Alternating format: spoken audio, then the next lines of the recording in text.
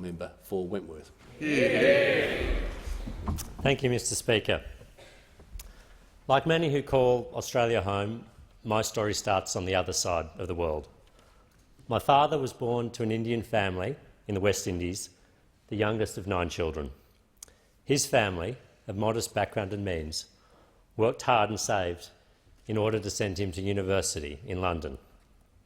He arrived just after the war had ended, becoming the first in his family to receive a formal education. It was in London that he met my mother, an Australian girl from Sydney. Like many of her generation, she had sailed to London in the 1960s looking for an adventure. They fell in love, married and started a family together. My elder twin sisters, Melanie and Belinda, were born in Trinidad and Tobago. I was born in Canada. Before going any further, I do wish to reassure you, Mr Speaker, and everyone else here, that I am absolutely no longer a Canadian citizen. I'm honoured to be here representing the electorate of Wentworth, one of the most diverse electorates of any in the country, a place of breathtaking beauty and the home to many Australian icons, from the lapping waves of Watson's Bay to the roaring surf of Bondi Beach, from the test match crowds at the SCG to the glitz and colour of Oxford Street. Wentworth's wealth is more cultural than material, woven from the waves of migrants, Jews, Greeks, South Africans and Russians, who have found sanctuary in a home there, and a tolerance that finds further expression in a large and vibrant gay community. I'm not native to Wentworth, indeed I'm not native to Australia, but in the best traditions of many before me, my family and I have made it our home. I wish to thank the people of Wentworth deeply for the trust they have placed in me. My family arrived in Australia in the 1970s and settled in Sydney. A happy childhood was altered abruptly when my mother, Diana, was diagnosed with breast cancer. Mum fought bravely, but she succumbed to cancer when I was 12. These were not easy times for my dad, my sisters and me, or indeed for my mum's family, many of whom are here this evening, each of whom lovingly helped with the job of raising me once my mum had departed. I was the beneficiary of a great public education at my local high school. My former principal is here this evening, as are some of my oldest and dearest school friends. I did well enough at school to be offered a place at Cambridge University, which I took up with relish. But after 3 years there, I was driven by a sense of service and duty to give back to the country that had given me and my family such opportunities. So that brought me back to Australia and into the Department of Foreign Affairs and Trade. My first assignment was with the Australian Defence Force in Bougainville, Papua New Guinea, where we had a peacekeeping force. I was stationed in Bougainville and in Port Moresby for over 3 years, spending my days in negotiations with militants and separatists, and my nights often in a stretcher bed under a mosquito net. Working as part of Team Australia, we helped achieve a durable peace to the most bloody conflict the Pacific had seen since the Second World War. Australia has unique responsibilities towards this part of the world, and I'm pleased to see the focus on our near neighbourhood increasing under this government. After my time in Papua New Guinea, I worked for Alexander Downer during the Howard government, one of the longest-lasting and most productive partnerships of Australian foreign policy. Yes, I'm one of the Alexander Downer alumni, but I think I'm the laggard. The others are all on the front bench. I went on to serve at the Australian Embassy in Washington, DC in the post-9/11 era, before helping lead the International Division in the Department of Prime Minister and Cabinet during Julia Gillard's time as Prime Minister, a leader whom I still regard fondly. It was from here, and by a Labor government, that I was appointed as Australia's ambassador to Israel. My 4 years in that role left me with a high degree of admiration and respect for the State of Israel and the Jewish people, and all they have achieved under tremendously trying circumstances. It also gave me a deep affection for the Australian Jewish community, which has made an outsized contribution to all spheres of Australian life and to the nation we are today. Mr Speaker, it is one of Australia's great institutional strengths that we have an independent federal public service, which at its best is creative, a rich source of ideas, blunt in its advice but unswervingly loyal to the government of the day. I learnt from many of Australia's most experienced and formidable public servants during my career, amongst them Dennis Richardson, Nick Warner and Duncan Lewis. I hope the public service continues to nurture and support leaders like this, with big intellects and forceful personalities, because we are better as a nation for it. Mr Speaker, there are many other stories like mine throughout Australia. Many of these are more impressive and dramatic than my own. But my story, and all the other stories out there like it, would, I am quite certain, only be possible in Australia. In my case, to go from being an immigrant to Australia of Indian background to an ambassador for Australia, and now a member of our federal parliament within one generation. Together, these stories are what makes our country so great. That everyone is given an opportunity to get ahead. That individuals are judged on their merit and the content of their character. That the possibilities are endless for people who are determined and work hard. And that no one is imprisoned or has their fate preordained by the modest circumstances of their birth or the postcode of their childhood. That no matter the language you speak at home or the religion in which you are raised, you can achieve great things and be welcomed wholeheartedly as an Australian. That your gender and your sexual orientation play no part in defining the possibilities of your life. Let us never lose sight of the fact that this is what makes Australia so great a country. We must always strive to do better, but truly we are a land of opportunity. 20 years spent representing Australia overseas taught me two important lessons. First, that Australia is the best country in the world, without question. How good is Australia? I ask you. Second, that nations are fragile and we can never afford to take Australia's success for granted. I marvel daily at the sheer audacity that is Australia. We are a small group of people laying claim to a vast and resource-rich continent, with much of our population having only arrived quite recently and from the four corners of the globe. In the historical blink of an eye, we have transformed ourselves into a nation which is united, harmonious, prosperous and secure. We are one of the oldest continuous democracies in the world. In our Indigenous Australians, we have one of its oldest continuing civilisations. We have one of the world's largest middle classes, which, as Aristotle first noted, is an essential component for the political stability of democracies. Social and income mobility in Australia are high. Yes, we have our imperfections, amongst them ensuring that Australia's original inhabitants are participating fully in the life of the nation. But we are one of this planet's most successful and envied countries. Our sheer and uninterrupted success as a nation tends to foster a belief that somehow this is all preordained. You only need to arrive in Australia with the fresh eyes and grateful heart of an immigrant to comprehend that this is not so. Indeed, it is complacency that poses one of the greatest risks to us as a nation. The world beyond Australia is changing rapidly. Not only is global economic and strategic weight shifting, but the system which governs the interaction of states, the world order, if you like, is coming under strain. In Australia, three pillars have underpinned our security and guaranteed our freedom since our emergence as a modern nation. First, our splendid isolation has given us a large measure of security. As an island nation at one end of the globe, not sitting astride major trading routes, our borders are highly defensible. Whilst the tyranny of distance has been an obstacle to overcome for our economic development, in strategic terms, it has been a blessing. Second, we've enjoyed strategic alliances with the major naval powers of the day. First, Great Britain, today, the United States.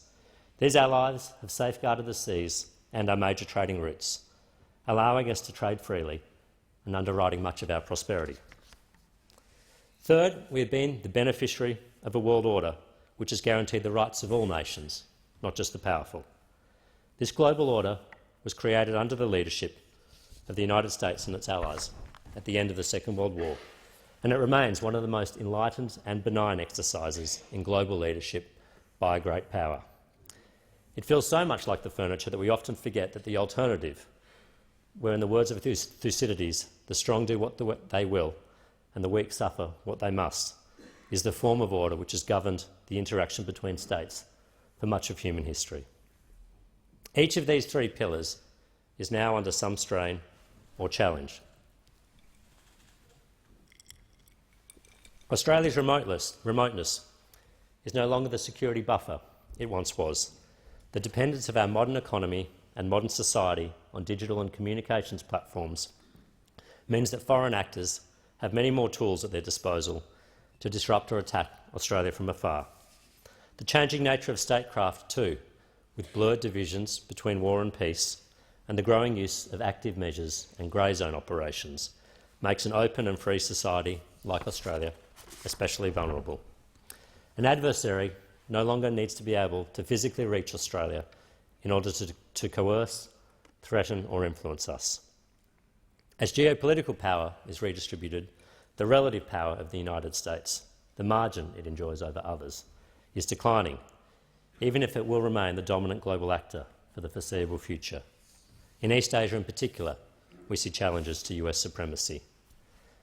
Of equal concern is the risk of a diminished US appetite for global leadership, of a United States that is less willing to underwrite the foundations of the current global system and more inclined to cherry-pick it, focusing more narrowly on its own national interests. This is a legitimate choice for the American people and their government to make. It nonetheless changes the outlook for Australia considerably. Finally, the post-World War II order is coming under strain. We see this in the South China Sea, where long-standing rights and norms, such as freedom of navigation and the features that give rise to territorial waters, are being bluntly ignored. We see this in trade, where the idea of rules-based trade and an independent umpire to settle trade disputes, the World Trade Organization, is being sidelined. More generally, we see an approach where the relative power of nations dictates the outcome of disputes between them, a Hobbesian order where might is right. Such an order will never serve the interests of a country like ours well. What does all this mean for Australia? Our strategic holiday is over. Our neighbourhood is getting tougher. The certainties on which we've depended for decades are no longer so certain, and we will need to rely more on ourselves and less on others in safeguarding our freedoms and our independence. This has implications for the share of resources we devote to defence and national security, which will surely need to increase over time, the posture of our defence and diplomatic services, both of which must become more capable and more active in safeguarding our interests, and our ability to rely on global supply chains to meet key needs. In our external affairs, we will need to mature into more of an actor and less of an observer. It also has implications for the choices we face as a nation. At times, we may need to pay an economic or political price, a trade opportunity foregone, a market missed, a bumpy period in diplomatic relations, in order to retain our freedom of action as an independent and sovereign nation, or to stand up for values we support, or to uphold key principles in the current global order. We need to be prepared for tough decisions and trade-offs that may lay ahead. Mr. Speaker, in Australia, we are now in our 28th year of continuous economic expansion. 2 generations of Australians currently in the workforce, my own included, have not known a recession. This is a remarkable achievement. But for Australia to remain a high living standard, high-wage economy with a generous social safety net, what we have all come to expect, then our productivity needs to be high, and we need to be operating at the upper end of the value chain. The rapid advance of technology is changing the nature of wealth creation in advanced economies such as our own. In 1967, the largest US companies by market capitalisation and the main drivers of US prosperity were General Motors, Standard Oil, Kodak, AT&T and IBM. 50 years later, the top ranks of the Dow Jones Index are dominated by technology companies.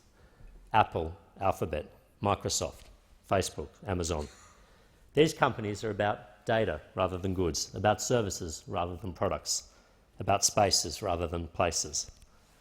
A quick glance at the ASX 20 suggests we are yet to make this transition. We have a lot of good companies which employ technology in their operations. We don't yet have a lot of good technology companies. In Australia, we have a highly skilled workforce. We have great research institutions and universities. We have deep and sophisticated capital markets. We have not yet got the policy settings right, however, to help combine all these elements together so that we commercialise and scale more Australian ideas in Australia, so that we create an environment which is more supportive of startups and disruptive technology-oriented companies. If my time as ambassador to Israel taught me one thing, it is how valuable a thriving technology sector can be for the dynamism and health of the rest of the economy. This isn't about job losses, it's about capturing the jobs of the future in areas such as quantum computing, cyber, artificial intelligence, space, clean energy, defence technology, automation. The nature of value creation is changing, and the Australian economy needs to keep up. Mr. Speaker, of equal importance is making the best use of the assets we have, including our workforce. The reality of modern family life is that both partners usually work. Once children come along, the cost and availability of childcare, the interaction between the tax and transfer systems, and the norms of workplaces usually force one parent to make a choice. My wife Rachel and I have faced such a choice ourselves. One parent, usually the mother, either cuts back their hours, takes a job for which they are overqualified but which offers flexibility, or opts out of the workforce altogether. This is not just a tough reality for those who would like to continue working and pursuing their career, it is also a lost economic opportunity for the country. The rate of female participation in the Australian workforce is 10 percentage points lower than it is for men. Halving this gap between male and female workforce participation would be one of the most impactful and meaningful economic reforms we could pursue. Mr. Speaker, during my time as Australia's ambassador to Israel, I dealt with only one Israeli Prime Minister, but I served 4 different Australian Prime Ministers. This level of political instability has not served Australia well. It has eroded public trust in the political class. It has made crafting effective and responsible policies on long-term challenges like climate change more difficult. I hope we have now, through internal party reforms, put this behind us. If we are serious about preserving the stability of our political system, however, and encouraging better governance, then 4-year parliamentary terms should be our goal. With 3-year terms, a federal election is always just around the corner. The steady drip of opinion polls and a relentless media cycle accelerates this. Good policies often do not have the time to yield visible results, and political survival takes precedence. All state parliaments now have 4-year terms, as do most benchmark international parliaments. Constitutional change would be required to effect this, and I don't underestimate the difficulty in doing this. But as part of a broader set of constitutional reforms, I believe it is worth considering. Mr. Speaker, Wentworth has produced some esteemed parliamentarians, and I do wish to pay tribute to one predecessor in particular, Malcolm Turnbull, who served the community of Wentworth and his nation with passion and distinction, and who was kind enough to give me a call earlier today wishing me well.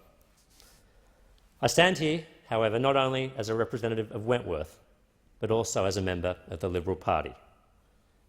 Though no political party enjoys a monopoly on wisdom or virtue, I believe that in our party's support for the rights and aspirations and dignity of individuals, in our view that we should seek to govern for all Australians, and that the country succeeds when we all do well, in the priority we place on economic management and national security as the foremost duties of any government, we remain the party most relevant to the demands and needs and aspirations of modern Australia. No partnership could be more important to me than that I have shared with my wife, Rachel, for almost 15 years. Together, we have seen much of the world, brought into being 3 wonderful daughters, Diana, Estella and Daphne, and shared many an adventure along the way. Hi, girls. We have enough tales of drama, tragedy, comedy and sheer excitement to already fill a book, but my love for her, and indeed our marriage, feels as fresh as that of newlyweds. In addition to being an accomplished practitioner of international law and a wonderful mother, Rachel's claims to Wentworth are in fact better than mine. It was one of her ancestors, Owen Kavanagh, who dragged Captain Phillips' launch ashore at Camp Cove as dark approached on the 26th of January 1788. Rachel frequently drags us all out to Ebenezer, the family burial place, to pay homage to this lineage. Mr Speaker, the result in Wentworth was hard fought, with 2 elections held within the space of 7 months. I cannot thank enough the many volunteers who turned up and who turned out to support me as a candidate throughout this long campaign. From the Prime Minister to the Treasurer and other senior ministers, federal and state MPs and senators, local party members and the party organisation. We had literally hundreds of volunteers, many politically active for the first time in their life, some from interstate, some even from overseas, involved in this campaign. They gave unstinting support without qualification, and I thank them all from the bottom of my heart. I said to friends and supporters at my campaign launch, well, my second campaign launch, many of whom are here this evening, let's get it done, Wentworth. Well, we did get it done. And I promise to work tirelessly to repay the trust the voters of Wentworth have placed in me. I must also make a special thanks to the Australian Indian community, who have embraced me warmly, despite my poor command of Hindi and my below-average cricket ability, and who have made such an enriching contribution to our national fabric and national life. I'm conscious that many of my colleagues here leave this place and go on to become ambassadors. I seem to be undertaking the journey in reverse. Perhaps they know something I don't. Perhaps I know something they don't.